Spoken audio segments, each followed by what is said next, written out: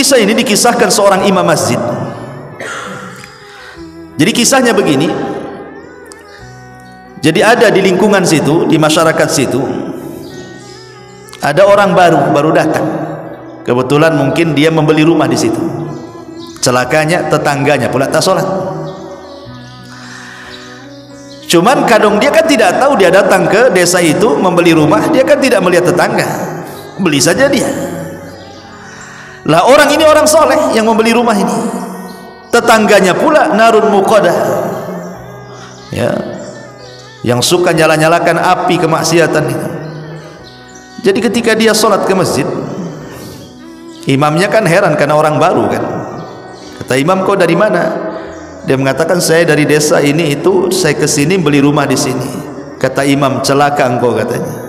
Kenapa aku celaka? Celaka, kau punya tetangga narun muqadah katanya. Kau punya tetangga narun muqadah, orang yang suka menyala-nyalakan api maksiat. Lah kenapa dengan dia emangnya? Ya fulan, tetanggamu itu tidak pernah sholat selamanya katanya. Lihat, orang-orang sana itu kadang-kadang masalah-masalah seperti ini kan menjadi sebuah perbincangan gitu ya. Kalau kita punya tetangga nggak sholat, mana pedulian tuh. Sholat nggak sholat terserah dia lah kan gitu ya. Tapi di sana di Saudi masihlah peduli dengan orang-orang kayak gini. Jadi dia mengatakan, manusia di sini, maksudnya orang satu desa di sini, melaknat dia katanya, karena dia tidak sholat.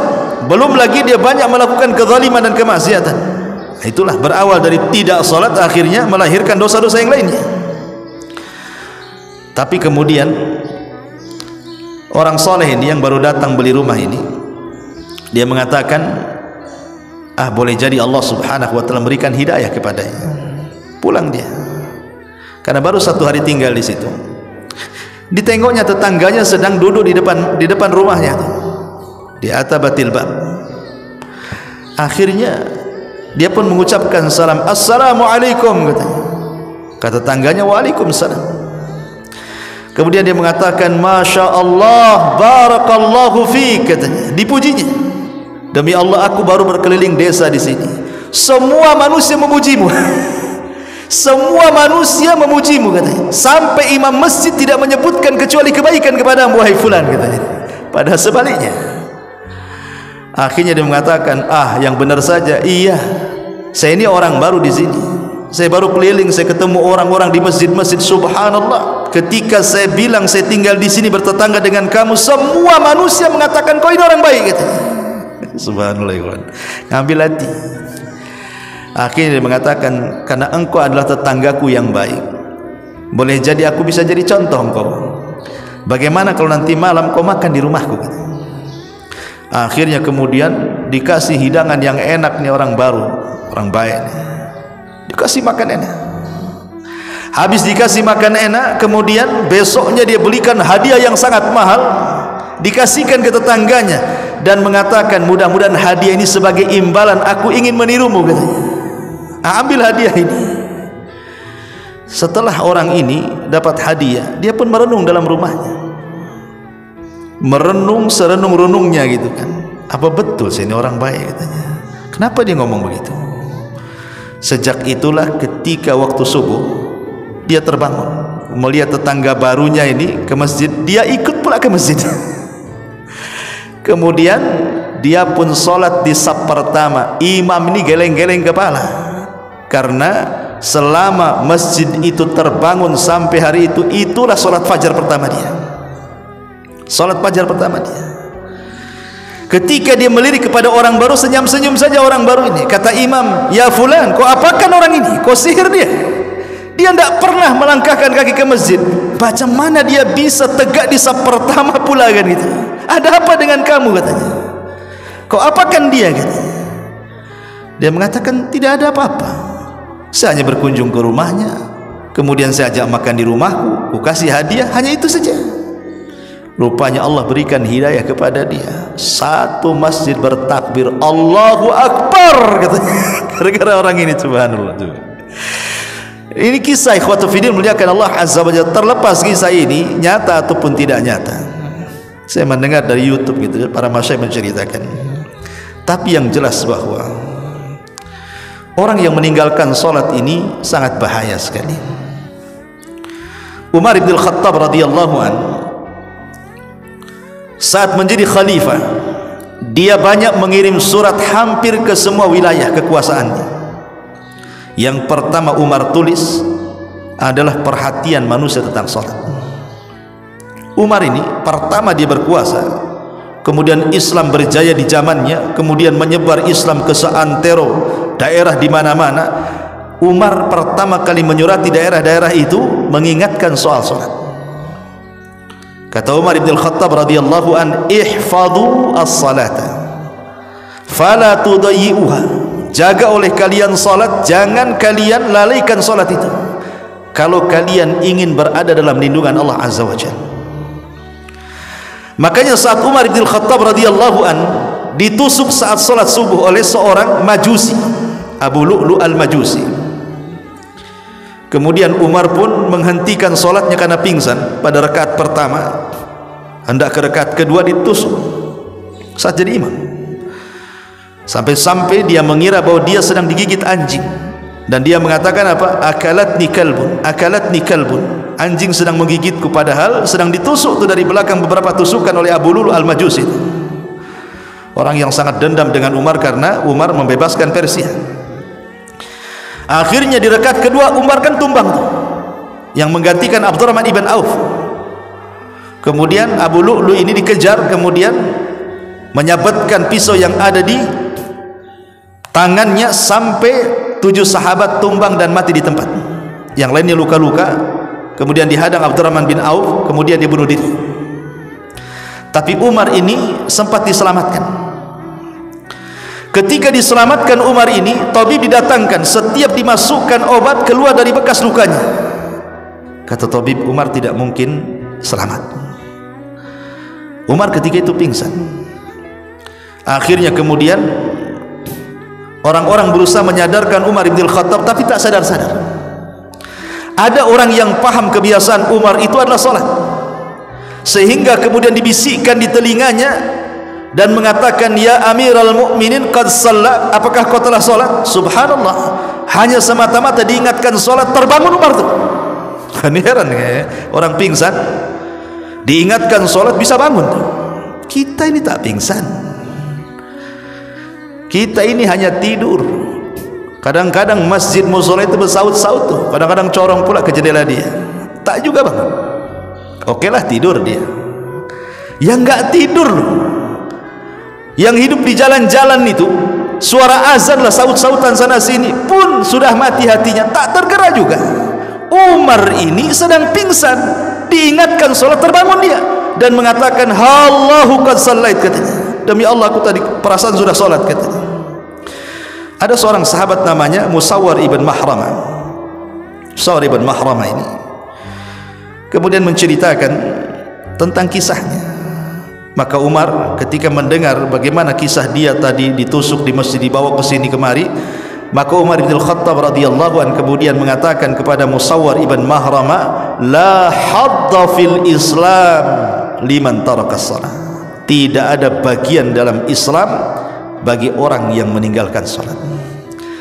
Artinya orang yang meninggalkan salat itu tidak layak dimandikan, tidak layak dikafankan, tidak layak disolatkan, tidak layak dikuburkan di kuburan kaum muslimin.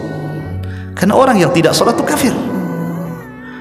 Rasul yang mengatakan gitu, al-ahdu bainana wa bainahumus shalah faman tarakaha faqad kafar. Perbedaan kita dengan orang kafir itu di solat. Siapa yang meninggalkan solat, kafir dia. Makanya Syekhul Islam Ibn Taimiyah rahimahullahu ta'ala menukilkan ijma, konsensus ulama, kesepakatan ulama, man tarakas salata jumlatan faqad kafar ijma'an. Siapa yang meninggalkan solat secara jumlah, maknanya lebih banyak meninggalkan dibandingkan melakukan, kafir secara ijma' ulama. Tidak ada khilaf. Yang menjadi khilaf ulama tentang orang meninggalkan solat apakah dia kafir atau tidak itu yang meninggalkan sekali-kali. Dia solat tapi meninggalkan sekali-kali. Apakah orang yang meninggalkan sekali-kali ini kafir atau tidak? Disinilah terjadi khilaf ulama. Tapi orang yang meninggalkan solat lebih banyak dibandingkan yang melakukan, kata Ibnu Taimiyah, ijma', sepakat konsensus ulama, kafir, tidak ada khilaf ulama. Tapi kalau yang sekali-kali meninggalkan, disinilah khilaf ulama. Kata Syekh Albani rahimahullahu ta'ala, lihat meninggalkannya. Kalau meninggalkannya dia kufur dengan kewajibannya, kafir. Tapi kalau meninggalkannya hanya karena malas, hanya karena ada hal-hal yang menjadikan dia tidak sholat, ini tidak kafir, hanya fasik saja. Walaupun sebagian ulama lebih besar atau jumhur ulama mengatakan tetap kafir. Orang yang meninggalkan sholat walaupun sekali dua kali, dia harus syahadat lagi. Kenapa? Karena tidak ada satu dosa di mata para sahabat kalau meninggalkan bisa kufur kecuali sholat. Tidak ada satu dosa yang kalau ditinggalkan bisa kufur di mata para sahabat kecuali sholat. Artinya yang meninggalkan sekali-kali saja dikhilafkan tuh, apakah dia kafir atau tidak kan? Bagaimana orang yang meninggalkan sholat secara jumlah, apalagi secara keseluruhan tidak sholat sama sekali? Ingat satu kisah yang pernah saya kisahkan waktu khutbah Jumat. Ketika ada seorang ibu menceritakan soal anaknya kan, anaknya dari kecil sampai remaja sampai dewasa tidak pernah senang hidupnya, ada saja masalah. Entah masalah di pekerjaannya, entah masalah di kesehatannya, entah masalah di perjodohannya, pokoknya banyak masalah. Sampai akhirnya anaknya terbaring kaku, kena stroke, tidak bisa apapun. Sehingga ibunya, namanya ibu kasihan dengan anaknya, berusaha meminta fatwa kepada ulama dan mengatakan, ya Syekh, ada apa dengan anak saya? Apakah anak saya tersihir dari kecil sehingga hidupnya saya lihat tidak pernah senang? Apakah anakku masyhur disihir? Kata Syekh tidak langsung mengiyakan, dia hanya mengatakan, apa anakmu sholat? Disinilah jawabannya, kata ibunya, anakku tidak pernah sholat. Kata Syekh, itulah masalahnya. Kenapa anakmu tidak pernah senang dari kecil, remaja sampai dewasa? Karena anakmu tidak sholat. Kemudian Syekh menceritakan, kenapa anakmu tidak sholat sehingga tidak pernah merasakan kesenangan hidup? Ingat, sholat itu adalah tali yang menghubungkan kita dengan Allah. Makanya sholat disebut sholat, diambil dari kata silah. Silah itu artinya hubungan, hubungan antara kita dengan Allah, makanya disebut sholat.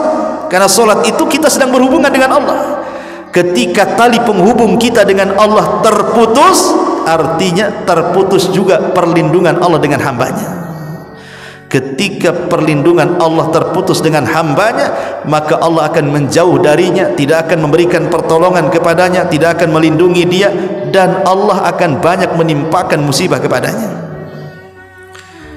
Kemudian kata Syekh ini, coba bu bayangkan, kalau anakmu tidak sholat, kemudian dia terbangun di pagi hari, dia meninggalkan sholat subuh, berarti anakmu terbangun dalam kondisi dilaknat Allah dan dilaknat semua manusia. Kemudian duhur tidak sholat, dilaknat lagi siangnya. Kemudian asar tidak sholat, dilaknat lagi sorenya. Kemudian maghrib tidak sholat, dilaknat lagi maghribnya. Kemudian isya pula tidak sholat, dilaknat pula dia malamnya. Mulai dari terbangun dilaknat sampai dia tidur dilaknat. Macam mana anakmu akan mendapatkan rahmat sementara dia dilaknat 5 kali sehari oleh Allah Azza wa Jalla? Kalau ingin anakmu mendapatkan rahmat Allah, kasih sayang Allah, diberikan kesenangan dan ketenangan, suruh dia sholat. Itu jawaban Syekh. Subhanallah. Maka dari sini saya nasihatkan siapapun yang sampai hari ini meninggalkan sholat, ingat bahwa Allah Subhanahu wa ta'ala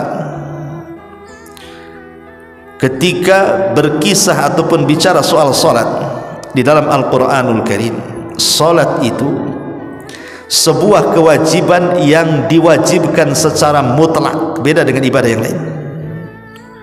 Dia tidak bisa ditinggalkan dalam kondisi apapun. Dalam kondisi perang sekalipun tidak bisa ditinggalkan. Makanya ada istilah sholat khauf. Sampai-sampai Rasul mengatakan, kalau engkau bisa sholat berdiri, berdiri. Tidak bisa sholat berdiri, duduk. Tidak bisa sholat duduk berbaring.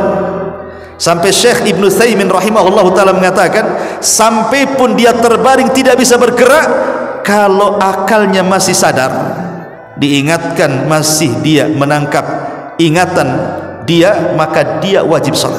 Dengan cara apa? Membayangkan. Kecuali kalau akalnya sudah hilang, cerita nggak ada cerita lagi. Tapi kalau akalnya masih bersarang di otaknya dan diingatkan, dia masih ingat, sholat. Sampai seperti itu, karena sholat itu kewajiban mutlak masalahnya, tidak bisa ditinggalkan dalam kondisi apapun. Makanya saya heran, ada orang kerja di bengkel penuh dengan oli, kemudian diingatkan sholat. Kenapa kau tak sholat? Nggak bisa, kotor nih, banyak oli katanya. Emang oli najis kecuali kau kencing di celana? Iyalah kan itu. Bahkan ada petani-petani yang kotor badannya dengan tanah gitu, tidak mau sholat hanya gara-gara kotor. Tanah tidak najis. Ya memang sebaiknya sholat itu bersih, tapi dalam kondisi anda tidak punya pakaian lagi, mau apa? Sholat. Sampai pun di kamar mandi sekalipun terkunci, kata Ibnu Taimiyah rahimahullah dalam Fatawa Al-Majmul, Fatawa dalam kitabnya, ketika di soal-soal orang yang masuk kamar mandi terkunci. Jadi antum masuk kamar mandi terkunci dari luar, tidak bisa keluar, nggak ada yang membuka. Pamannya antum masuk kamar mandi pagi sendirian di rumah, terkunci, mungkin baru ada yang membuka di sore hari, berarti lewat padanya zuhur dan asar. Bagaimana orang yang terkunci di kamar mandi? Di kamar mandi kan tempat najis. Apakah kemudian dia harus menunggu orang yang membukanya sampai maghrib, ataukah dia sholat? Kata Ibnu Taimiyah, sholat di kamar mandi. Sholat di kamar mandi, karena dia meninggalkan dua waktu nantinya, zuhur dan asar. Kenapa demikian? Karena meninggalkan kewajiban itu lebih berdosa dibandingkan melaksanakan yang diharamkan. Itu kaidahnya. Tarkul wajib asyad min irtikabil muharramat. Meninggalkan yang wajib itu lebih parah dosanya dibandingkan melakukan hal-hal yang diharamkan. Salat di kamar mandi haram, tidak boleh. Tapi meninggalkan salat lebih parah lagi dosanya. Itu maksudnya. Maka tetap salat. Dari sini menunjukkan apa? Kewajiban salat itu adalah kewajiban mutlak. Bahkan Nabi SAW mengistilahkan salat itu kan tiangnya agama. Kalau antum sedang di rumah, tiba-tiba ada orang datang menghancurkan tiang-tiang rumah kita, kemudian rumah kita roboh, kira-kira apa yang antum ucapkan kepada orang itu? Antum bisa marah kan, bisa emosi lah kan itu. Masa rumah dirobohkan? Tapi ketika antum melihat orang yang tidak sholat, diam-diam saja. Padahal orang yang meninggalkan sholat itu dia sedang merobohkan agama. Kita marah dengan orang yang merobohkan rumah kita, tapi kita tidak marah dengan orang yang merobohkan agama. Coba bayangkan, kan aneh itu. Rasul yang mengatakan as-salatu amududdin, salat itu tiangnya agama. Kata Nabi SAW, ra'sul amri al-islam wa amuduhu salah wa dhirwatus sanamihil jihadu fi sabilillah. Pokok urusan hidup manusia itu Islam, tiangnya salat. Puncak dari amal soleh adalah jihad di jalan Allah Subhanahu wa ta'ala.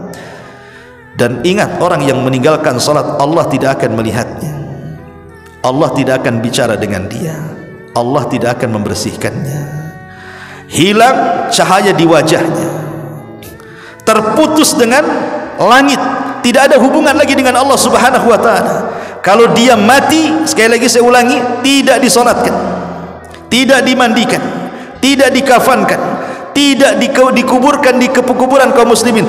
Bahkan kalaupun dia hidup, dia tidak boleh masuk Mekah dan Madinah, karena dia dianggap najis. Tidak boleh orang meninggalkan salat masuk Mekah dan Madinah itu. Bahkan tidak halal penyembelihannya. Kalau dia menyembelih binatang, orang yang tidak salat tidak halal. Bagaimana orang kafir? Halal penyembelihannya. Tidak bisa seperti itu. Bahkan kalau kita melihat di permulaan dakwah Rasul, surat yang pertama turun apa? Iqra. Rasul disuruh belajar. Kemudian surat setelahnya Al-Mudaththir dan Al-Muzammil. Muzammil itu perintah salat, walaupun salat sunnah. Kemudian setelah itu turun surah Al-Fatihah. Lah dari sini menunjukkan bahwa kalau kita perhatikan dari surat-surat yang awal-awal turun saja, itu tekanannya kemana? Ke salat.